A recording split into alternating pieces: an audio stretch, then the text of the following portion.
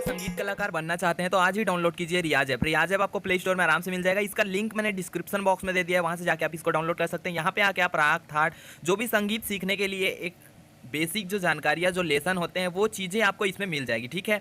और इसको अगर आप परचेस करते हैं फ्यूचर के लिए, अगर आप स्पेशल कोर्सेस लेते हैं तो यहाँ पे जाइए गेट प्रीमियम में, देखिए यहाँ पे गेट प्रीमियम में जाइए और यहाँ पे आई है कूपन कोड पे टच करके यहाँ पे हमारे चैनल का कूपन कोड डाल दीजिए रियाज KD10, तो आप सबमिट कर देंगे तो 10% का आपको डिस्काउंट हो जाएगा। तो ये ऐप में बिल्कुल फ्री ही आप बहुत कुछ सीख सकते हैं। तो जाइए और डिस्क्रिप्शन बॉक्स में इसका लिंक मैंने दे दिया है, वहाँ से जाके इसको डाउनलोड कीजिए और सीखिए संगीत बहुत ही सरल तरीके से घर बैठे।